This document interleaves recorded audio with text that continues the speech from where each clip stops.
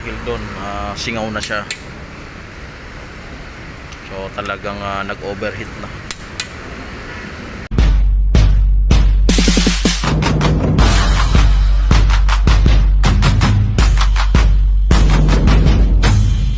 Yan guys, sa Kia Picanto, so tinowing to dito, bigla na lang daw namatayan sa biyahe. So kaya ngayon tingnan muna natin. So troubleshoot muna natin. So tanggalin natin to kung may lumalabas ba na gasolina. Start. Up. So parang hindi gumagana guys yung ano. Sige, start. Start mar. So tingnan natin kung gagalaw ba yung camshaft dito. Gumagalaw naman.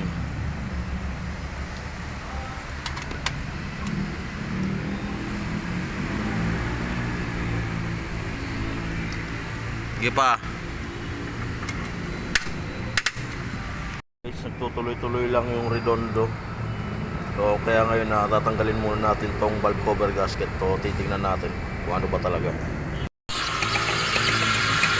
Yan. Sige. Ano? So merong tubig na lumabas dito.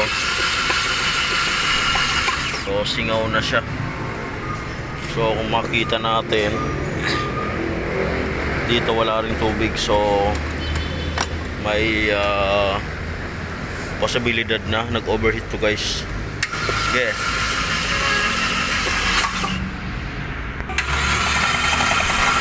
Guys, makita mo. Yan, so bababa natin yung makina nito.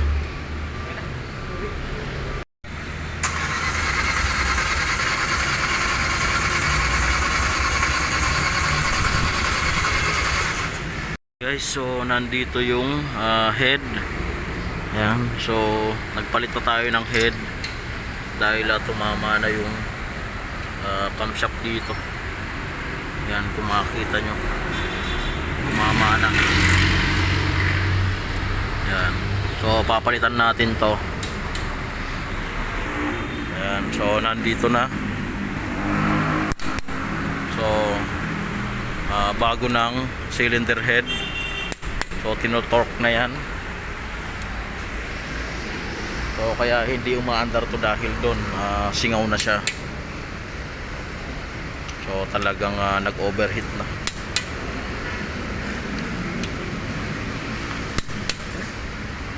Kaya lang pa yung hindi na lang. Wag na. Yan. So ito, gandang-ganda.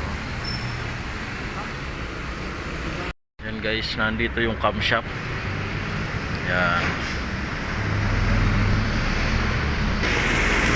Yan.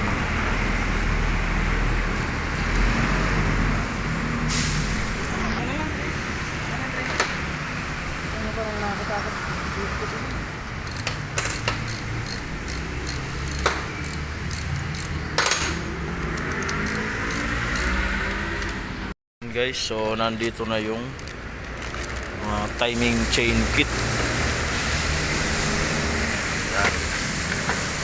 So nandito yung yan, timing chain. Ay, ito pala, bomba. Wala pa. So nandito yung tensioner. Yung bomba dito.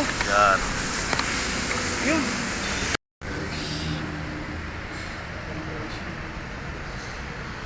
Malakas ang kompresyon.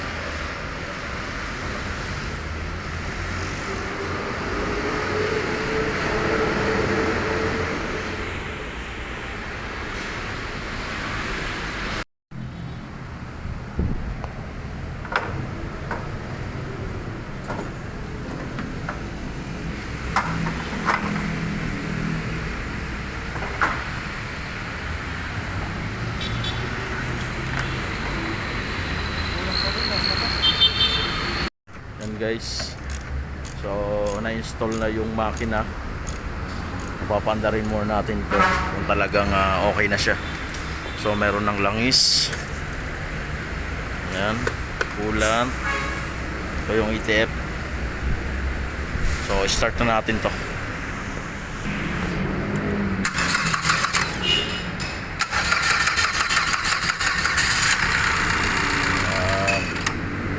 Okay, start pa.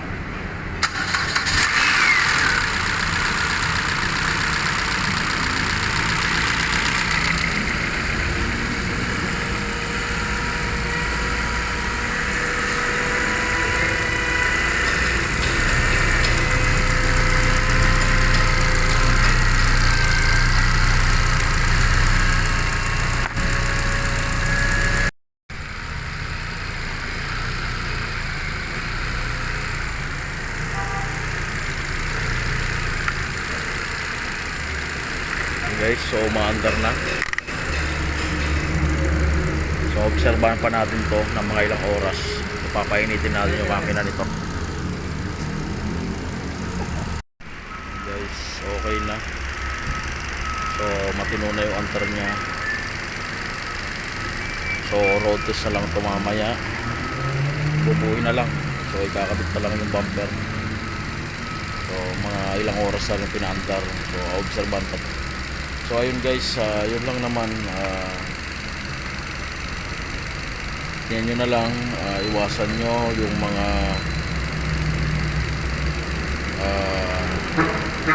overheat pagka maganto. So kailangan i-check muna yung fan motor bago i-biyahe, radiator, tingnan. So baka may tagas yung mga hose. So kailangan guys ma-check up yung mga pinagdadaanan, mga cooling system, so para maiwasan yung ganitong problema. So nag-overheat siya, tapos kumayod yung camshaft yung sa may cap nya. So kaya yun nagpalit tayo ng panibagong cylinder head, tapos nagpalit rin ng piston ring, tapos overhauling gasket na rin. So yung nagpalit tayo na. So hanggang dito na lang yung video guys. So like and subscribe to my channel, NNB Mechanics Vlog. Thank you.